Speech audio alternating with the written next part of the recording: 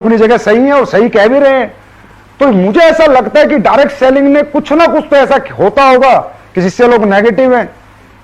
तो महिपाल जी, उसके लिए एक छोटी सी मैं अपना एक्सपीरियंस शेयर करना चाहूंगा। डायरेक्ट सेलिंग जो बिजनेस है महिपाल जी, इसको लोग सोचते हैं कि ये कुछ अलग बिजनेस है। ये ऐसा कुछ भी नहीं है। ये समाज क्यों नेगेटिव है, इसका आपके इस क्वेश्चन का आंसर मेरी थोड़ा सा डायरेक्ट सेलिंग के एक्सपीरियंस मैं नॉलेज शेयर करूंगा तो आपको अपने आप ही मिल जाएगा। डायरेक्ट सेलिंग इंडस्ट्री जो है, ये कोई स्पेशल इंडस्ट्री नहीं है, कुछ अलग नहीं है। ये बेचने का एक तरीका है, एडवांस वर्जन ऑफ सेलिंग।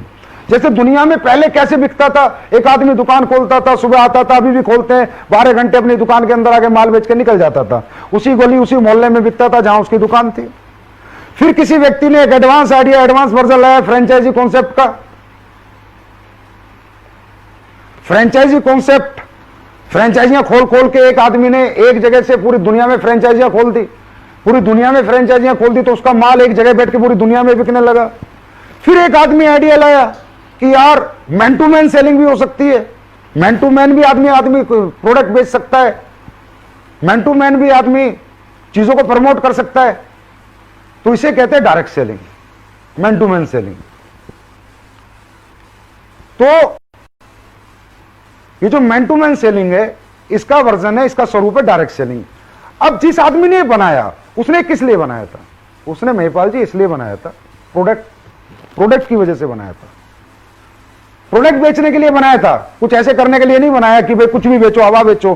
क्योंकि फ्रेंचाइजी से क्या बिकता है प्रोडक्ट, दुकान से क्या बिकता है प्रोडक्ट, डायरेक्ट सेलिंग में क्या बिकता है प्रोडक्ट। तो उसने एक इंडस्ट्री बनाई कि जहां पर एक आदमी एक प्रोडक्ट खरीदेगा, अगर उसको प्रोडक्ट अच्छा लगेगा तो उसको शेयर करेगा, ना कि बेचेगा।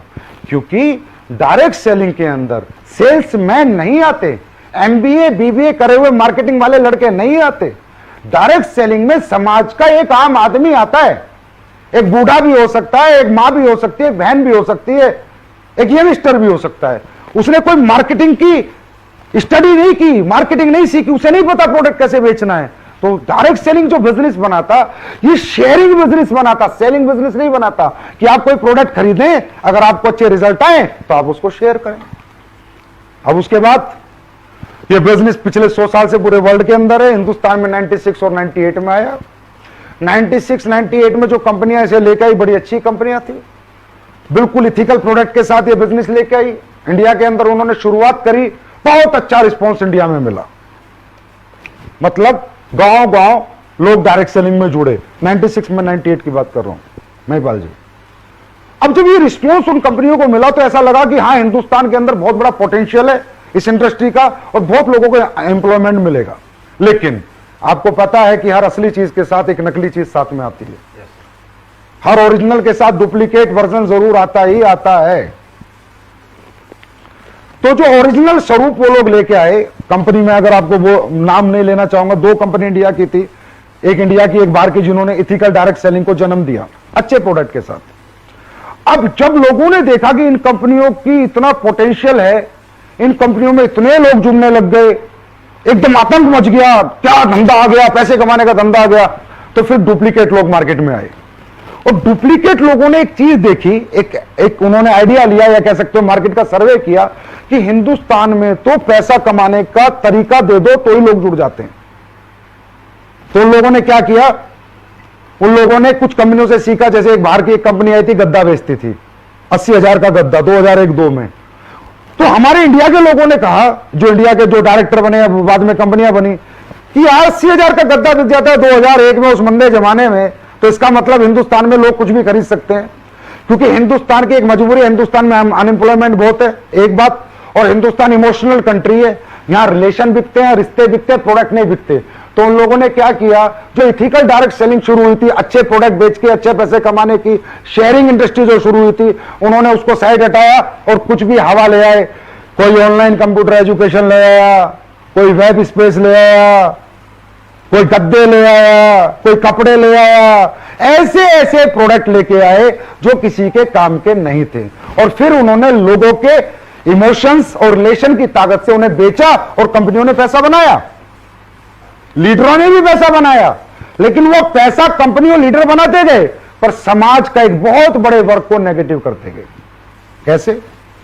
फॉर एग्जाम्पल, आपने किसी ऐसी कंपनी में जुड़ गए जिसके product no need, no use, no worth के हैं, ना आपके काम के हैं, ना आपकी जरूरत के हैं। और कोई व्यक्ति आपको एक लालच देता है कि 2 बनाओगे तो इतने मिलेंगे, 4 बनाओगे तो इतने मिलेंगे, और आपने पैसे दे दिए। इस तरह 100 लोगों ने पैसे दे दिए। सर, दुनिया की कोई भी डायरेक्ट सेलिंग कंपनी में अगर 100 लोग जुड़ते हैं महिपाल जी, तो काम 10 ही करते हैं। चाहे हमारी कंपनी में जुड़े, चाहे एमबीए में जुड़े, चाहे मोदी केयर में जुड़े, चाहे वेस्टीज में जुड़े, जितनी भी कंपनियों में जुड़े, काम 10 ही लोग करते हैं, 90 लोग सिर्फ प्रोडक्ट के यूजर होते हैं।